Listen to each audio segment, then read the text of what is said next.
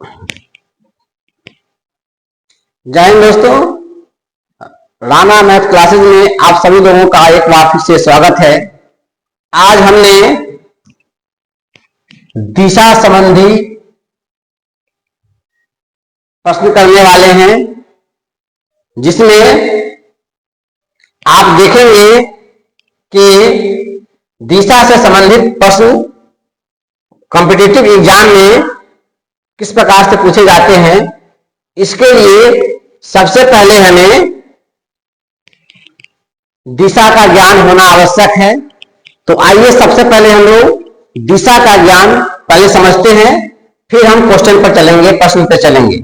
जैसे सबसे पहले हमें जानना जरूरी यह है कि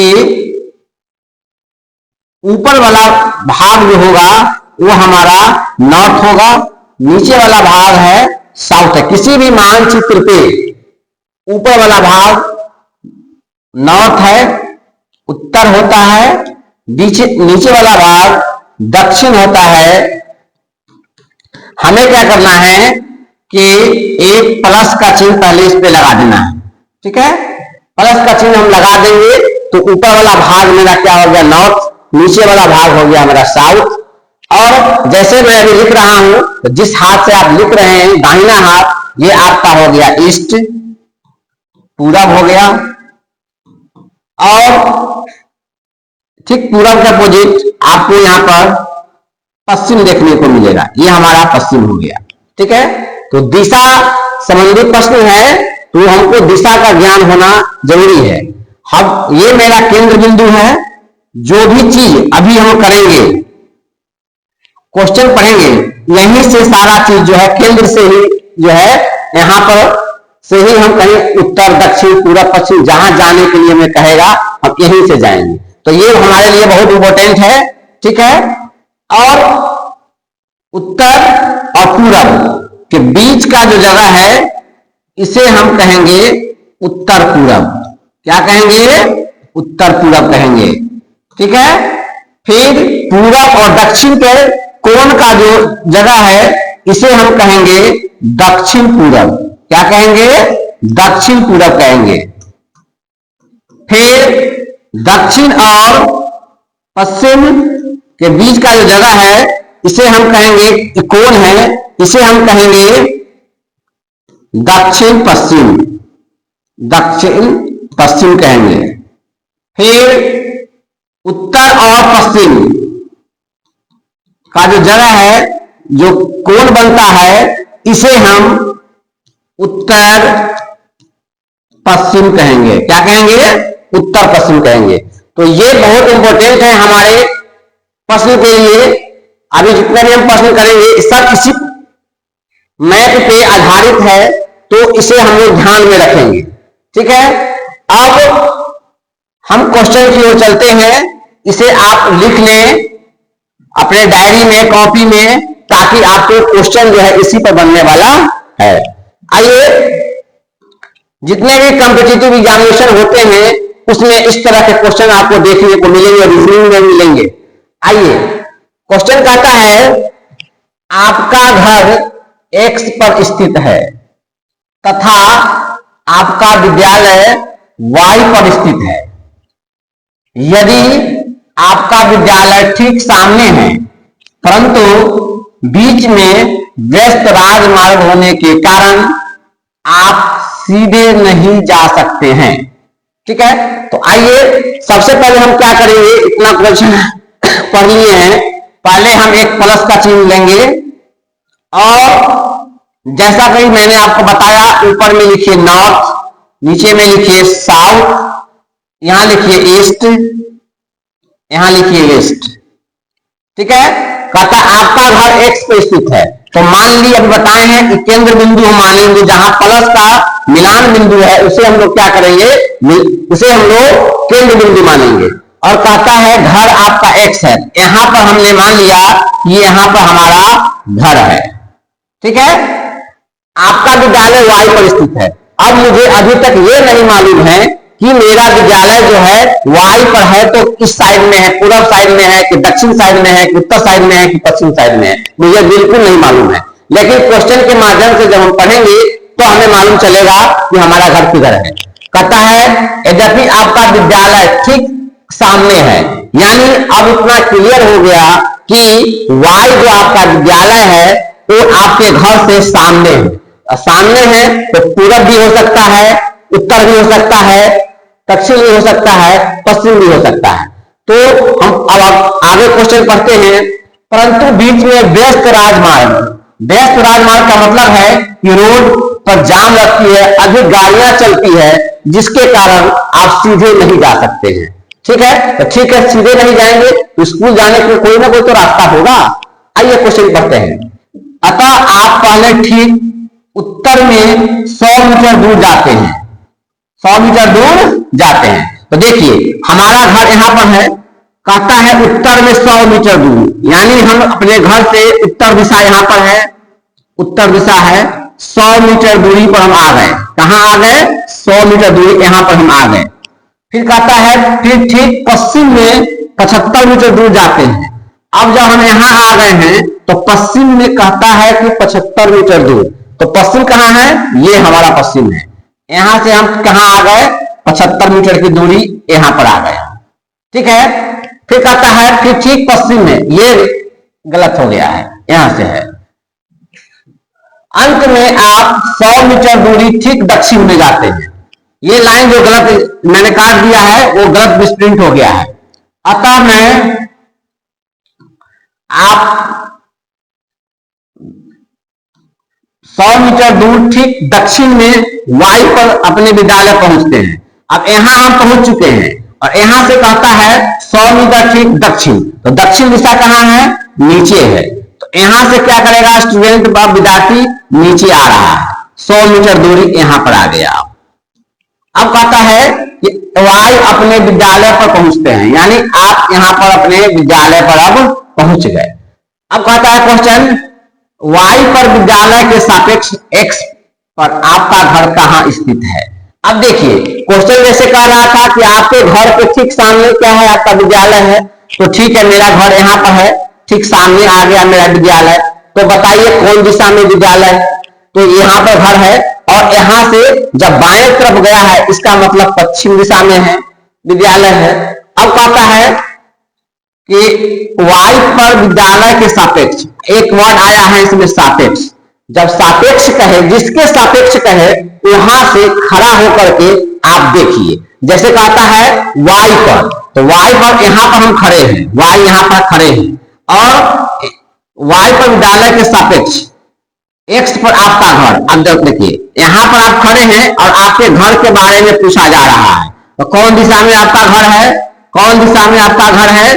आपका घर है पूरब दिशा में। किससे पूरब दिशा में? आपका जो विद्यालय है उसके विद्यालय के सापेक्ष कहता है, विद्यालय के सापेक्ष, यानी विद्यालय पर हम खड़ा होकर के और हम देख रहे हैं हमारा घर किधर पड़ता है?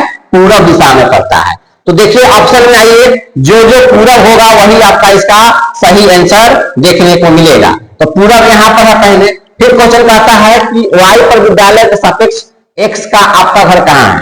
अब देखिए जब यहां से यहां 75 चला है, यहां से यहां 100 आया है, तो यहां से यहां ये आयत बन गया, ये भी 75 है तो यहां भी 75 होगा। तो हम कह सकते हैं कि हमारा विद्यालय से हमारा घर जो है ठीक 75 मीटर ठीक पूर्व में है, ठीक पूरब में है। कहां पर है? ठीक पूरब में। ऑप्शन नंबर ग इसका सही आंसर होगा। ठीक है, आशा कर रहे हैं कि आप लोगों को समझ में आ रही होगी। वीडियो को पूरा देखिएगा, बहुत अच्छे अच्छे क्वेश्चंस मैंने लगाए हैं। आइए नेक्स्ट क्वेश्चन को चलते हैं।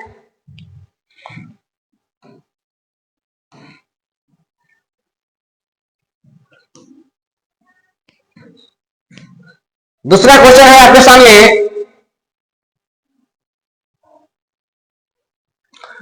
कहता है कोई छात्र ए पर है और बी पर पहुंचना चाहता है।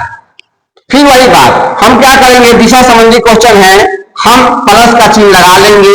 ऊपर में हम लोग लिखेंगे उत्तर, नीचे में लिखेंगे दक्षिण, यहां लिखेंगे पूरब, यहां लिखेंगे पश्चिम। हमारा हिसाब यहीं से बनेगा, जिसको हम मानेंगे केंद्र बिंदु। जैसे कहता है कोई छात्र ए पर है, तो हम यहाँ पर ए पर मान लेंगे कोई छात्र यहाँ पर स्थित है।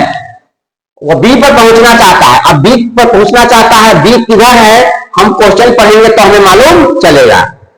इसके लिए पहले ओ पर जाता है, जो अच्छा बी पर जाना है उसे, लेकिन पहले कहां जा रहा है, ओ पे, जो ए के ठीक उत्तर में 120 मीटर। अब ए यहां पर है ठीक उत्तर में, तो उत्तर है तो कहां जाएंगे हम लोग, ऊपर जाएंगे। कितना जाना है हमें, 120 मीटर उत्तर जाना है, ठीक है। फिर वह ओ पर से, ओ से बी ठीक पश्चिम में 50 मीटर जाता है। अच्छा यहां पर तो है, यहां से पश्चिम किधर हो गया, इस साइड में कितना जाता है, 50 मीटर जाता है, दूरी तय करके पहुंचता है। अब कहां पहुंच गया, ये बी पर पहुंच गया। अब कहता है ए और बी से दूरी तथा बी के सापेक्ष ए की दिशा क्रमशः क्या होगी। अब हमें पूछा जा रहा है कि ए से मतलब इससे इसकी दूरी जो है कितना होगा, ये दूरी हमसे पूछा जा रहा है। और फिर हमें दिशा का भी पूछा जा रहा है, ठीक है। तो आप फिगर में देख रहे होइएगा कि ये एक त्रिभुज बन गया। क्या बन गया, एक त्रिभुज बन गया। अच्छा बहुत सारे बच्चे क्या करेंगे कि जोड़ देंगे कि 120 इधर से गया और 50 इधर से गया, जोड़ देंगे तो कितना हो जाएगा, 170। गलत हो जाएगा, ऐसा नहीं बनेगा। आपको क्वेश्चन में कहता है कि ए से बी की दूरी, ए से बी की दूरी जो हम निकालेंगे, अब ऐसे निकालेंगे, देखिए ए से बी की दूरी आपका ये है, तो एक त्रिभुज बन गया। ये समकोण त्रिभुज है। पाइथागोरस प्रमेय से इसे हम सॉल्व करेंगे। पाइथागोरस प्रमेय में जो तिरछा होता है वो कर्ण होता है। क्या होता है, कर्ण होता है। तो हम जानते हैं कि कर्ण निकालने का फॉर्मूला जो होता है, कर्ण का स्क्वायर बराबर लंब का स्क्वायर जो आधार का स्क्वायर, ये फॉर्मूला होता है, ठीक है। तो कर्ण हमें निकालना है, तो लिख सकते हैं कर्ण बराबर, ये पावर उधर जाएगा तो स्क्वायर में चेंज हो जाएगा। लंब कितना आपको दिया हुआ है, इसमें लंब मान लीजिए लंब 120 दिया हुआ है, 120 का स्क्वायर जो आधार मान लीजिए इसको 50 दिया हुआ है, 50 का स्क्वायर तो हो जाएगा ये 144 डबल 0 प्लस 2500, जोड़ेंगे तो हो जाएगा 16900। इसका वर्गमूल निकालिएगा तो हो जाएगा 130 मीटर। अब देखिए हमें मिल गया बी से ए की दूरी कितना, 130 मीटर। अब कहता है बी के सापेक्ष, तो मैंने अभी बताया कि जिसके सापेक्ष कहे वहां से हमें खड़ा होकर के देखना है। बी के सापेक्ष कह रहा है तो बी से खड़ा होकर के हम लोग देखेंगे। तो बी से जब खड़ा होकर देखेंगे, आपका घर कौन दिशा में आ रहा है, इस कोण में आ रहा है, यानी दक्षिण पूरब कोण में घर आ रहा है। तो दक्षिण पूरब जो इसका आंसर होगा वही होगा। तो दक्षिण पूरब है, इसमें दिया हुआ दक्षिण पश्चिम, तो काट दीजिए, ये तो होगा ही नहीं। दक्षिण पश्चिम ये भी काट दीजिए। अब दक्षिण पूरब आपका ख है और ग है, लेकिन ख में क्या कहता है 130 मीटर दक्षिण पूरब, लेकिन हमको आंसर कितना आया है 130 मीटर। तो आंसर आपका क्या हो जाएगा 120 मीटर, ये भी आंसर हो जाएगा। देखिए बच्चों को भूल चुकाने के लिए 170 मीटर दक्षिण दिया हुआ है, लेकिन ये आंसर नहीं होगा। बच्चा 120 से 50 जोड़ देगा 170, बिल्कुल नहीं। इसकी दूरी ऐसे मापी जाएगी। तो ए से बी की दूरी जो हो गई 130 मीटर हो गई, और किस दिशा में हो गया, दक्षिण पूर्व दिशा में हो गया, ठीक है। चलिए इसे नोट डाउन कर लीजिए, या फिर आपको स्क्रीनशॉट लेना है तो ले सकते हैं। एक बार में ना समझ में आए तो वीडियो को पूरा फिर देखिए। आइए और आसान भाषा में समझने का प्रयास करते हैं। नेक्स्ट क्वेश्चन है,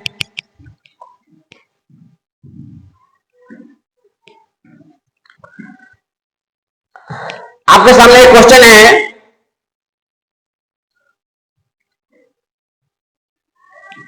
कहता है कोई छात्र ए पर और बी पर ए पर है, मतलब ए पर स्थित है। फिर वही बात हमने बताया आपको कि आपको एक परस का चिन्ह दे देना है, ऊपर में आपको उत्तर लिखना है, नीचे में दक्षिण लिखना है। जिस हाथ से आप लिख रहे हैं, मेरे हाथ देख के मार्कर, ये आपका पूरब दिशा हो गया और इधर आपका पश्चिम दिशा हो गया। इसके लिए वह पहले ओ पर जाता है। अच्छा ए पर तो वही है और बी पे जाना है, लेकिन पहले कहां जाता है, पहले वो